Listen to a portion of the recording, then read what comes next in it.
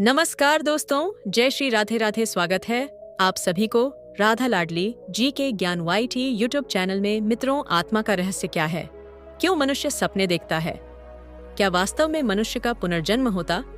यदि होता है तो उसे पुनर्जन्म से पहले कौन से संकेत मिलते हैं? राधे राधे मित्रों, आप सभी का एक बार फिर से स्वागत है। दोस्तों, आज हम आपके इन सभी प्रश्नों का उत्तर एक अलौकिक कथा के माध्यम से देंगे। इस कथा को सुनने के बाद आपके मन में उठ रहे सभी प्रश्नों का उत्तर आपको मिल जाएंगे। तो चलिए, आपका ज्यादा समय नष्ट न करते हुए आज की यह दिव्य ज्ञान से परिपूर्ण कथा प्रारंभ करते हैं। मित्रों, एक बार की बात है, देवर्षि नारद जी आकाश लोक में विचरण कर रहे थे। तभी उन्होंने देखा कि मृत्यु लोक पर कुछ मनुष्य एक मृत्यु शरीर के पास करुण स्वर में जोर जोर से विलाप कर रहे थे और अपने मृत्यु परिजन के वापस आने के लिए भगवान से प्रार्थना कर रहे थे। जब यह हृदय विदारक दृश्य नारद जी ने देखा तो वह व्याकुल हो उठे और उनके मन में एक साथ कई प्रश्न उठने लगे और वह इन प्रश्नों का उत्तर जानने के लिए यमलोक जा पहुंचे। यमलोक पहुंचकर नारद जी ने यमराज को प्रणाम किया। फिर यमराज ने देवर्ष नारद जी का अभिवादन करते हुए कहा, हे नारायण भक्त देवर्ष नारद, आपका यमपुरी में स्वागत है। कहिए, आज किस प्रयोजन से यमलोक में आपका आगमन हुआ? अवश्य ही आप कोई सुखद समाचार लेकर आए होंगे। तभी नारद जी कहते हैं, हे कालदेव, हे मृत्युंजय, आज मैं आपके पास कोई समाचार लेकर नहीं आया हूँ, अपितु मैं तो आपके पास अपने प्रश्नों का उत्तर जानने के लिए आए हूँ। कृपया आप मेरे प्रश्नों का उत्तर देकर मेरे मन में उठ रहे संशय को दूर कीजिए। नारद जी की बात सुनकर यमराज ने गंभीर स्वर में कहा, हे मुनि श्रेष्ठ, ऐसे कौन से प्रश्न हैं जो आपके जैसे ब्रह्म ज्ञानी पुरुष को व्याकुल कर रहे हैं? कृपया आप मुझे उन प्रश्नों को बताने का कष्ट कीजिए। मैं अवश्य ही आपके प्रश्नों का उत्तर दूंगा। तभी देवर्षि नारद जी प्रश्न पूछते हुए कहते हैं, हे सूर्य, तने मनुष्य का जन्म होता है, उसकी मृत्यु होती है और उसके बाद उसका पुनर्जन्म होता है। लेकिन जब मनुष्य का पुनर्जन्म होता है तो उसे अपने पूर्व जन्म के साथ ही पाप और पुण्य के कर्मों का फल भी प्राप्त होता है। परंतु वह मनुष्य कैसे पता करें कि उसने पिछले जन्म में क्या क्या पाप किए थे? वह यह अपने आए पापों के लिए प्रायश्चित कैसे कर सकता, यदि उसे पता ही ना हो कि उसने पूर्व जन्म में क्या क्या पाप किए थे? कृपया आप मुझे यह बताइए कि मनुष्य को कैसे पता चल सकता है कि उसका पूर्व जन्म कैसा था? और दूसरी बात, मैं यह जानना चाहता हूँ कि आत्मा का रहस्य क्या है? क्यों मनुष्य सपने देखता है? नारद जी के प्रश्नों को सुनकर यमराज ने मुस्कुराते हुए कहा, हे मुनि श्रेष्ठ, आज आपने बड़ा ही उत्तम प्रश्न किया है। आप सत्य कहते हैं। आत्मा और पुनर्जन्म का रहस्य अत्यंत सूक्ष्म और गुण है। मनुष्य को उसके पूर्व जन्म का पता, उसके शरीर पर स्थित चिन्ह, उसके स्वप्न और उसके विचार आदि के द्वारा चल सकता है। हे देवर्षि, उन चिन्हों और लक्षणों के बारे में बताने से पूर्व मैं आपको एक प्राचीन कथा सुनाता हूँ। इस कथा को सुनकर आपको आपके पहले प्रश्न का उत्तर आपको मिल जाएगा। उसके तत्पश्चात मैं आपको आपके दूसरे प्रश्न का उत्तर दूंगा। इस कथा को पूरा सुनना, तभी आपको आपके प्रश्नों का उत्तर प्राप्त होगा। तभी देवर्षि नारद जी कहते हैं, हे धर्मराज, यह तो मेरा सौभाग्य है जो यह कथा मैं आपके मुख से सुन रहा हूँ। आपके मुख से कथा सुनने मात्र से ही कोटि कोटि पाप नष्ट हो जाते हैं। इसीलिए हे दंडधारक, कृपया आप मुझे कथा सुनाइए। मैं इस कथा को ध्यानपूर्वक पूरा सुनूंगा और इसका प्रचार करूंगा। मित्रों, यमराज कथा सुनाते हुए कहते हैं, हे देवर्षि, द्वापर युग की बात है। विदर्भ देश में राजा भीष्म का शासन था। राजा भीष्म धर्मपरायण, न्यायप्रिय और अपने प्रजाजनों के कल्याण के प्रति सदैव समर्पित रहते थे। राजा के शासन व्यवस्था से प्रजा बहुत प्रसन्न रहती थी और अपने राजा का सम्मान करती थी। राजा भीष्म के 5 पुत्र थे, जिनके नाम थे राघव, विक्रम, उदय, देवांश और अंशुमान। यह सभी पुत्र युवा योग्य और अपने पिता की तरह गुणी और बुद्धिमान भी थे। लेकिन जैसे जैसे वह बड़े हो रहे थे, उनके जीवन में कुछ अजीब और भयावह घटनाएं घटने लगीं। उनके व्यवहार में बदलाव आने लगा, जिसके कारण राजा भीष्म चिंतित हो उठे। फिर एक दिन वे 5 राजकुमार अपने पिता के पास एक एक करके आते हैं और अपने मन की व्यथा सुनाते हैं। सबसे पहले राघव अपने पिता के पास आया और प्रणाम करते हुए बोला, पिताश्री, जब भी मैं रात में सोने जाता हूँ तो मुझे एक ही सपना आता है कि मैं एक युद्ध भूमि में खड़ा होता हूँ और हर बार मेरी मृत्यु हो जाती है। मैं इस स्वप्न से बहुत परेशान हूँ। उसके बाद विक्रम भी अपने पिता से मिलने आया और उसने प्रणाम करते हुए कहा, पिताश्री, जब भी मैं किसी ऊंचे स्थान पर शिकार के लिए जाता हूँ मुझे ऐसा प्रतीत होता है कि मैं वहां से गिरने वाला हूँ। यह भय मुझे हर क्षण परेशान करता रहता है। विक्रम के बाद उदय अपने पिता से मिलने आया और उसने अपनी व्यथा सुनाते हुए कहा, पिताश्री, मुझे जल से बहुत भय लगता है। मुझे नदी, तालाब या समुद्र के पास जाने में डर लगता है। यह डर मेरे जीवन को बुरी तरह प्रभावित कर रहा है। उसके बाद राजा भीष्म का चौथा पुत्र देवांश आया और उसने कहा, पिताजी, मुझे अग्नि से अत्यधिक भय लगता है। अग्नि को देखकर मुझे ऐसा लगता मानो वह मुझे जला रही है, परंतु मेरे जीवन में ऐसा कुछ भी नहीं हुआ है जिससे मुझे आग से डर लगना चाहिए।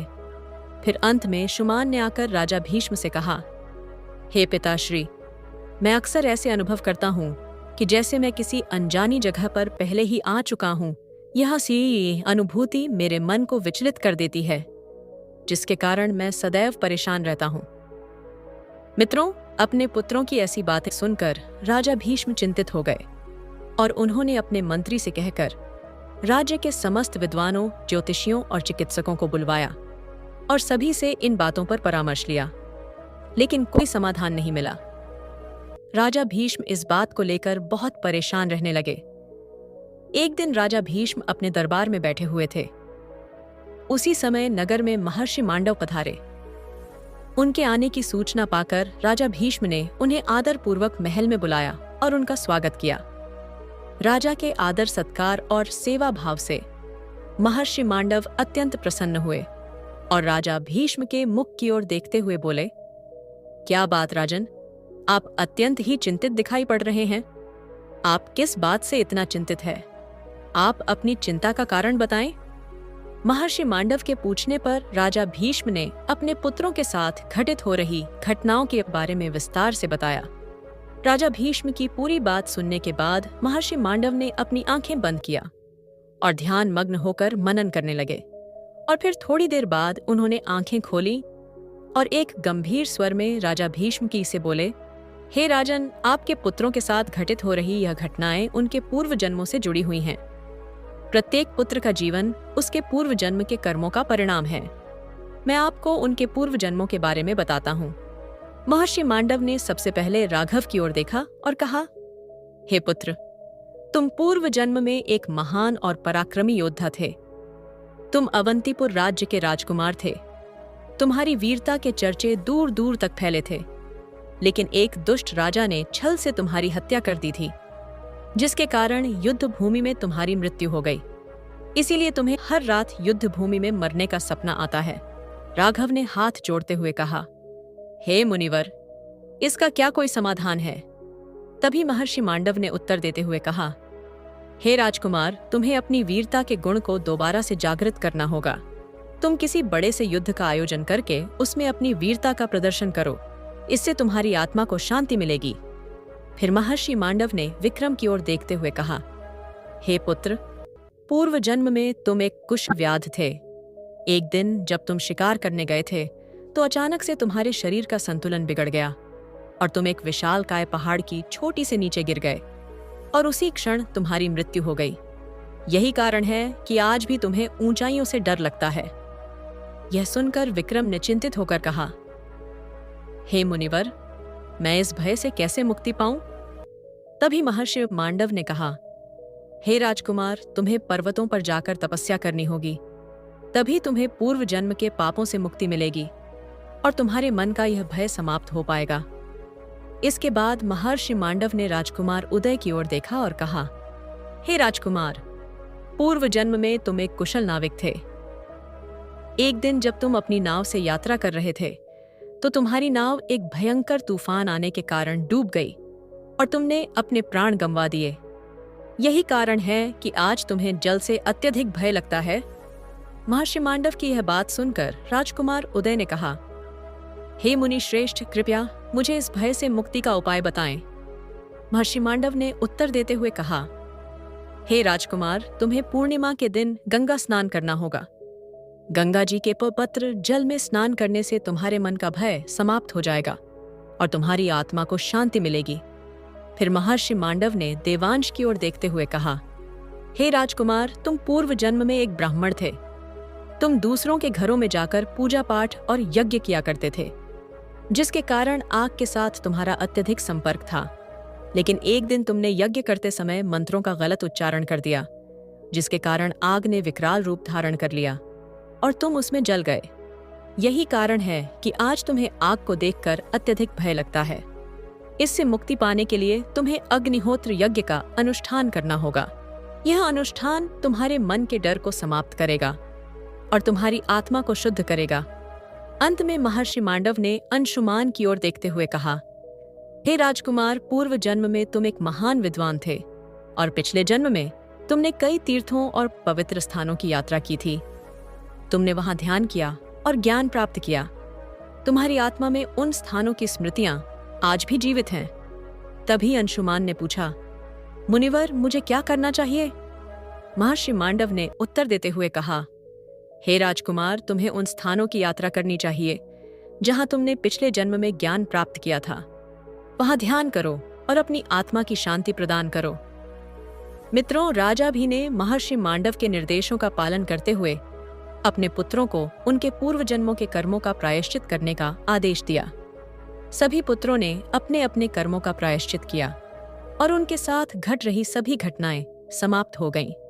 आगे यमराज नारद जी से कहते हैं, हे देवर्षि, यह कथा पुनर्जन्म के सत्य और कर्मों के महत्व को प्रकट करती है। आत्मा अपने कर्मों के अनुसार ही जन्म और अनुभव प्राप्त करती है, इसलिए सदा अच्छे कर्मों का पालन करना चाहिए।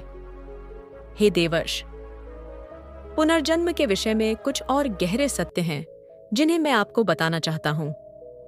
ये लक्षण मनुष्य के पिछले जन्मों के कर्मों का प्रत्यक्ष प्रमाण होते हैं और इनसे यह जाना जा सकता है कि किस प्रकार के पाप और कर्म अगले जन्म में क्या फल देते हैं। जो मनुष्य अपने पिछले जन्म में असत्यवादी होता है, अर्थात झूठ बोलकर धन कमाता है, उसे लोक में कठिन यातनाएं सहनी पड़ती।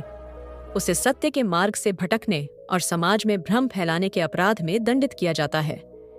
इस सजा के पश्चात जब वह व्यक्ति दोबारा जन्म लेता है तो उसकी वाणी में दोष उत्पन्न हो जाता है। वह रुक रुक का बोलता है, उसकी वाणी में स्पष्टता नहीं होती। यह दोष उसके झूठ बोलने के पाप का प्रत्यक्ष परिणाम है। ऐसे व्यक्ति के जीवन में संवाद की कठिनाइयां आती हैं और वह सामाजिक रूप से अक्षम हो जाता है। यमराज ने आगे कहा, हे मुनि श्रेष्ठ, यदि कोई मनुष्य अपने पिछले जन्म में निष्पाप और मासूम जीव जंतुओं पर अत्याचार करता है तो उसे नरक लोक में अनेकों वर्ष तक कठोर यातनाएं दी जाती हैं और उसे नरक में उन जानवरों की पीड़ा का अनुभव करना पड़ता है जिन्हें उसने कष्ट दिया था। जब वह व्यक्ति दोबारा जन्म लेता है तो उसकी वाणी को शक्ति नहीं मिलती और वह गूंगा पैदा होता है। यह लक्षण उसके पूर्व जन्म के निर्दयता और हिंसा के परिणाम स्वरूप प्रकट होता है। उसकी आत्मा में जो दोष उत्पन्न होता है वह इस जन्म में गूंगेपन के रूप में प्रकट होता है। फिर यमराज ने एक गंभीर स्वर में कहा, जो व्यक्ति अपने पूर्व जन्म में अकारण किसी की हत्या करता है उसे भी नरक की भयानक यातनाओं का सामना करना पड़ता है। नरक में उसे उस दर्द और पीड़ा का अनुभव कराया जाता है जो उसने हत्या के समय दूसरे को दिया था।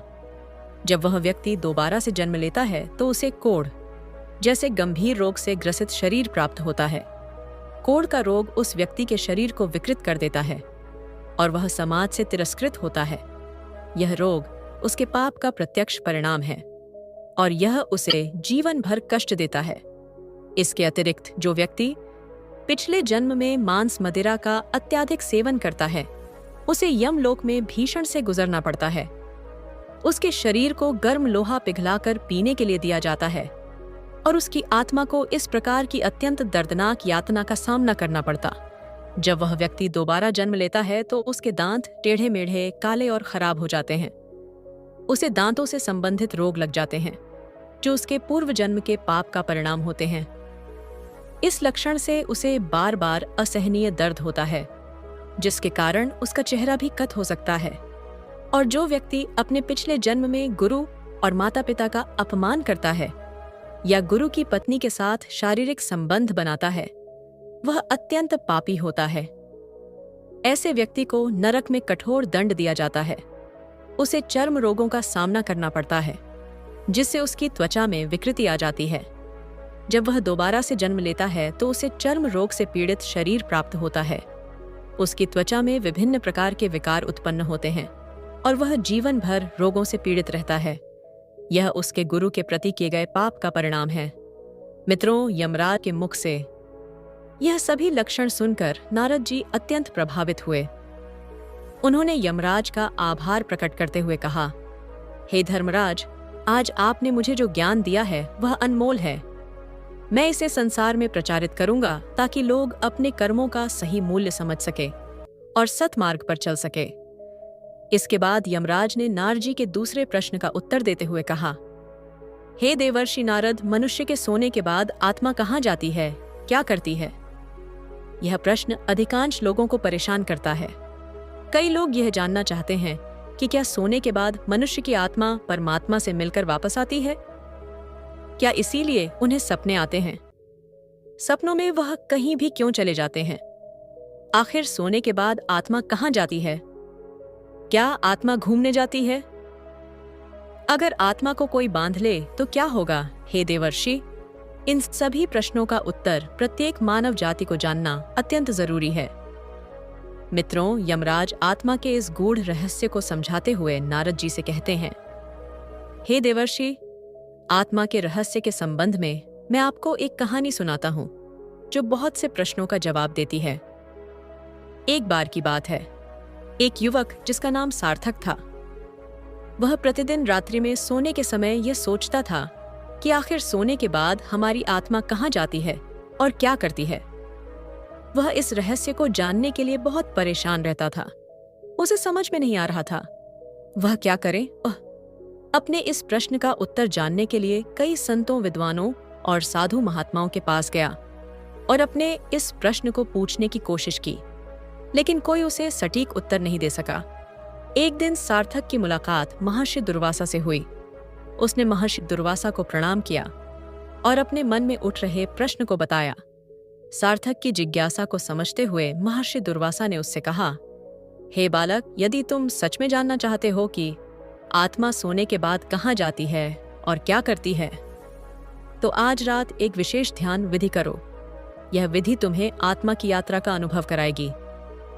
सार्थक ने वह विशेष विधि सीखी और महर्षि दुर्वासा को प्रणाम करके घर आ गया और बेसब्री से रात होने की प्रतीक्षा करने लगा। उसने उसी रात महर्षि के बताए हुए निर्देशों का पालन किया और बैठकर ध्यान करने लगा।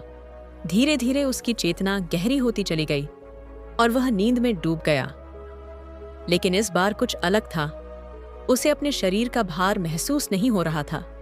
उसे ऐसा प्रतीत हो रहा था मानो उसकी आत्मा मानव शरीर से बाहर निकल आई हो। वह स्वयं को अपने शयन कक्ष के ऊपर तैरते हुए देखने लगा। उसे एक सुखद शांति का अनुभव हुआ, जैसे वह एक नई यात्रा पर निकल पड़ा हो। अब उसकी आत्मा एक अलौकिक संसार की ओर बढ़ने लगी थी, जहां किसी प्रकार का कोई बंधन नहीं था। यह एक है। ये एक अनोखी और उज्जवल दुनिया थी, नीले आकाश से भरी हुई, जहां एक दिव्य प्रकाश था और उसके चारों तरफ तारों की तरह रोशनी झिलमिला रही थी।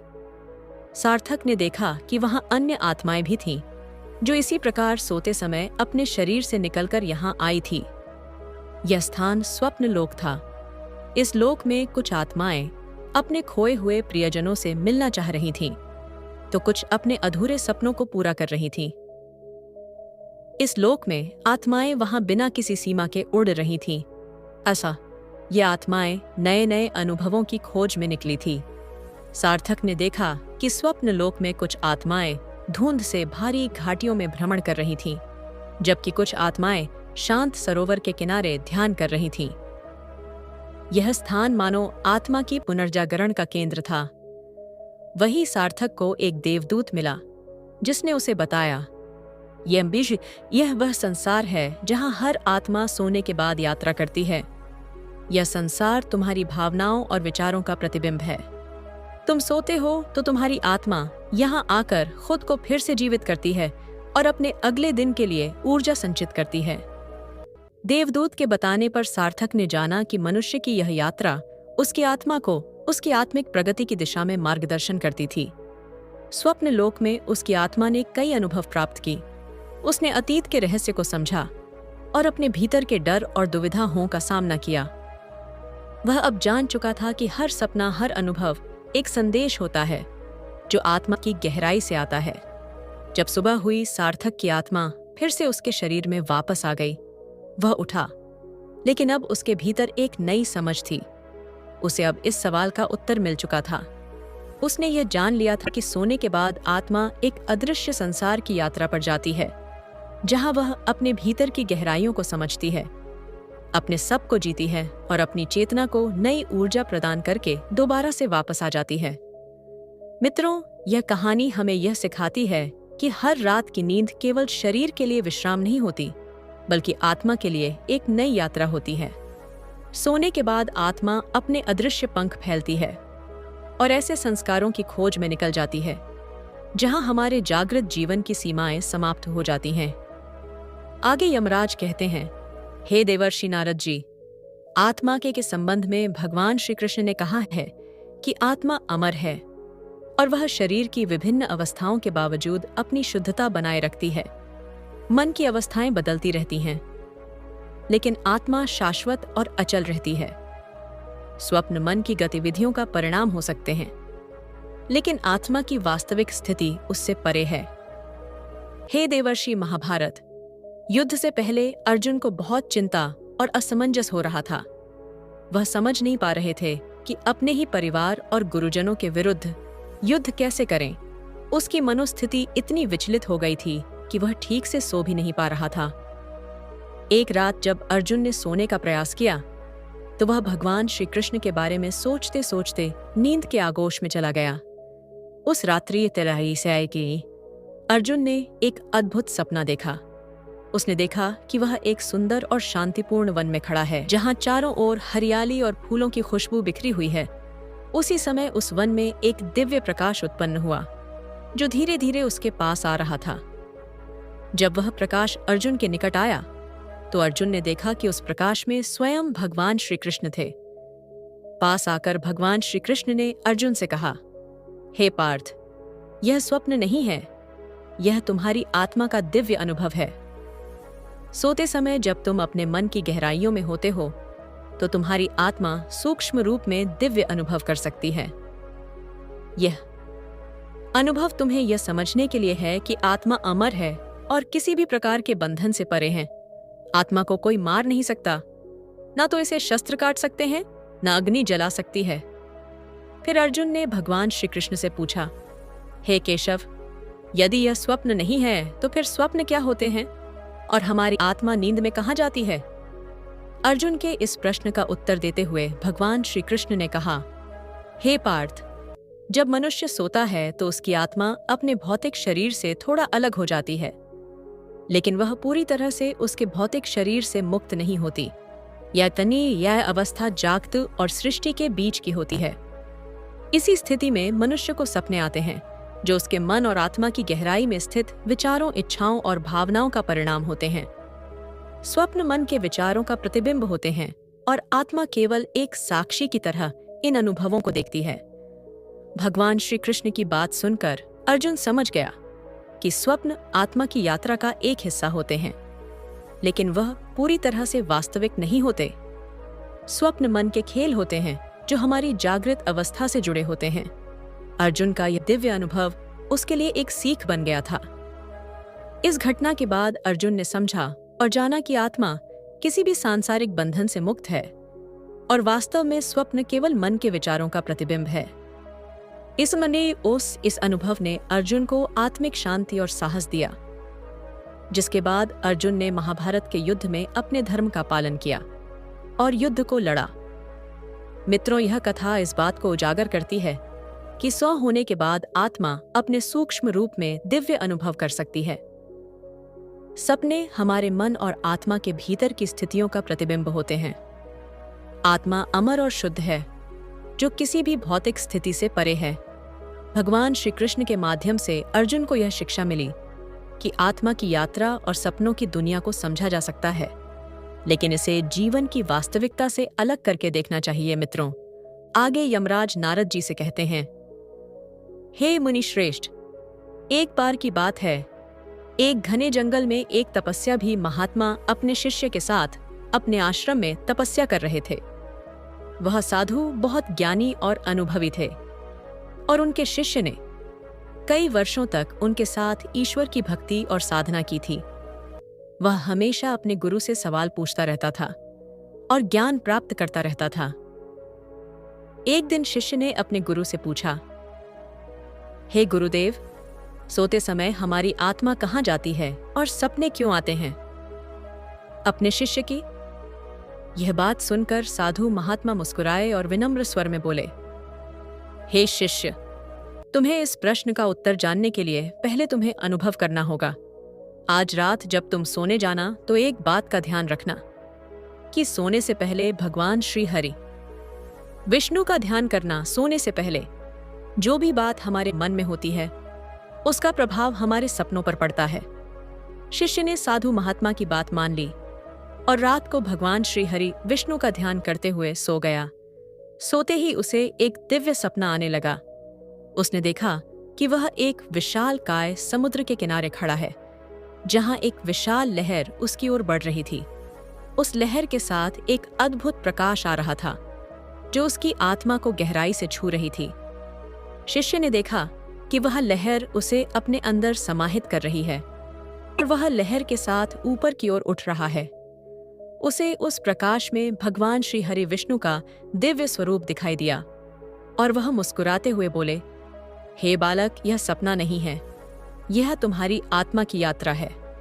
सोने के बाद आत्मा कई बार दिव्य अनुभव करती है और यह अनुभव तुम्हें तुम्हारे मन की शुद्धता और भक्ति के कारण तुम्हें प्राप्त हो रहा है। स्वप्न हमारे मन के विचारों और इच्छाओं का परिणाम होते हैं, लेकिन जब मन शुद्ध होता है और आत्मा अपने शाश्वत सत्य से जुड़ी होती है तो सपने भी दिव्य अनुभव में बदल जाते हैं। यह अनुभव तुम्हें यह सीखने के लिए है कि आत्मा अमर और शाश्वत है। सोते समय आत्मा भौतिक संसार से परे होकर दिव्य शक्ति के करीब पहुंच जाती है। मित्रों, अगले दिन जब सुबह हुई तो वह उठा और जल्दी से अपने गुरु के पास जाकर स्वप्न में घटित हुआ सारा वृतांत सुना दिया। फिर साधु महात्मा ने शिष्य को आशीर्वाद देते हुए कहा, हे पुत्र, यह तुम्हारी साधना और भक्ति का परिणाम है कि तुम्हें यह दिव्य अनुभव प्राप्त हुआ। यह अनुभव तुम्हें यह सीखने के लिए था कि आत्मा की यात्रा केवल शारीरिक नींद से नहीं बल्कि आत्मिक जागरण से जुड़ी होती है। मित्रों, आगे यमराज कहते हैं, हे देवर्षि, इस कथा से यह सीख मिलती है कि सोने के बाद आत्मा की यात्रा केवल भौतिक अनुभवों तक सीमित नहीं होती बल्कि यह दिव्य सत्य तक पहुंच सकती है। जब मन शुद्ध होता है और आत्मा भक्ति और ध्यान से जुड़ी होती है तो सपने भी दिव्य अनुभव में बदल जाते हैं। यह कहानी हमें आत्मा के शाश्वत सत्य और नींद के दौरान आत्मा के दिव्य अनुभवों की महिमा को समझने में मदद करती है। हे देवर्षि, जो व्यक्ति बहुत ज्यादा थक हार कर सो जाता है उसे स्वप्न में सोते समय बहुत ही अजीब दृश्य दिखाई देते हैं। कभी कभी तो मनुष्य की आत्मा परमात्मा से मिलने पहुंच जाती है। उस समय मनुष्य को ऐसा प्रतीत होता है कि उसकी मृत्यु हो चुकी है और वह भगवान के पास आ गया है और उसकी आत्मा भगवान को साक्षात देखने का अनुभव प्राप्त करती है और वहां से मनुष्य की जीवात्मा का आने का मन नहीं करता है, क्योंकि सोने के बाद शरीर बिल्कुल मृत की तरह हो जाता है। और कई बार तो इंसान को जगाने पर भी वह नहीं जागता, क्योंकि उस समय उसकी आत्मा बहुत दूर जा चुकी होती है, जिस वजह से इंसान बहुत देर बाद नींद से जागता है।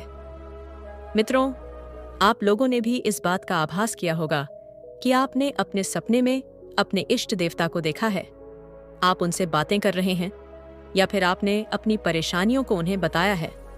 वह आपको दर्शन दे रहे हैं और आप उन्हें देख रहे हैं। कई सारी ऐसी प्रक्रियाएं होती हैं जो आपके मन को विचलित कर देती हैं। मित्रों, यह सब आपकी आत्मा कर रही होती है। जिस दिन आप यह सपने देखते हैं, यानी कि आपकी आत्मा परमात्मा से मिलती है, उसी दिन आपका तन और मन पूरी तरह से शुद्ध हो जाता है। दोस्तों, सोने के अंदर भी आत्मा अचेतन मन से जुड़ जाती है। इसीलिए सोने को एक दूसरी मृत्यु का नाम दिया गया है। सोने के बाद आपकी आत्मा भविष्य के अंदर जा सकती है।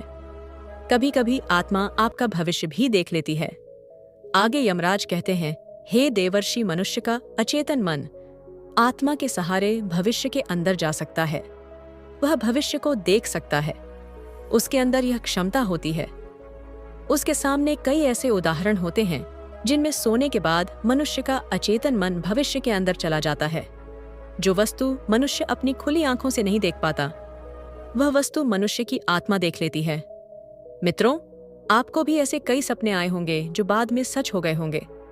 इस तरह के सपने हमें तब आते हैं जब हमारा अचेतन मन भविष्य के अंदर जा चुका होता है। हमारा अचेतन मन भविष्य को कैसे जान लेता है, इसके बारे में कहना मुश्किल है, लेकिन ऐसा माना जाता है कि जो भौतिक जगत के अंदर घटित होता है वह उससे पहले ही सूक्ष्म जगत के अंदर घटित हो चुका होता है। इसका तात्पर्य यह है कि हमारे साथ पहले सूक्ष्म जगत में घटना घटित होती है, उसके बाद ही उसका असर भौतिक जगत पर होता है। जब हम सो जाते हैं तो हमारा अचेतन मन बाहरी जगत से जुड़ जाता है और वह यह देख सकता है कि कहाँ पर क्या हो रहा है। कभी कभी आत्मा सोने के बाद बैकुंठ धाम भी चली जाती है। ठीक उसी प्रकार जैसे देवता दूर रहकर कहीं भी देख सकते हैं, जो सूक्ष्म जगत के अंदर घटित हो चुका है उसे आसानी से अचेतन मन पता लगा लेता है। भविष्य बताने वाले सपनों के अंदर हमारा अचेतन मन उस स्थान पर जाकर देख सकता है। इसलिए मनुष्य को सदैव अच्छा सोचना चाहिए और अपना ध्यान परमात्मा की ओर केंद्रित करना चाहिए, ताकि उसे भौतिक जगत के आनंद की प्राप्ति हो सके। आगे यमराज कहते हैं, हे देवर्षि, इस प्रकार से आज का यह प्रसंग समाप्त हुआ। फिर नारद जी अत्यंत भाव विभोर होकर बोले, हे धर्मराज, आपके मुख से यह दिव्य ज्ञान प्राप्त करके मैं धन्य हो गया। मैं इस ज्ञान को पृथ्वी लोक तक अवश्य पहुंचाऊंगा, जिससे वह अपने पूर्व जन्म के कर्मों को और आत्मा के रहस्य को जान सके और सांसारिक मोह से मुक्त होकर परमात्मा की ओर अग्रसर हो सके। इसके बाद देवर्ष नारद जी यमराज को प्रणाम करके देवलोक की ओर प्रस्थान करते हैं। प्रिय मित्रों, इस प्रकार से आज का यह ज्ञान से परिपूर्ण प्रसंग समाप्त हुआ। आशा करते हैं आपको यह ज्ञान से परिपूर्ण कथा पसंद आई होगी। एक बार जय श्री महाकाल, जय श्री हरि विष्णु अवश्य लिखें। प्रिय मित्रों, वीडियो देखने के लिए आप सभी का बहुत बहुत धन्यवाद। जय श्री राधे राधे।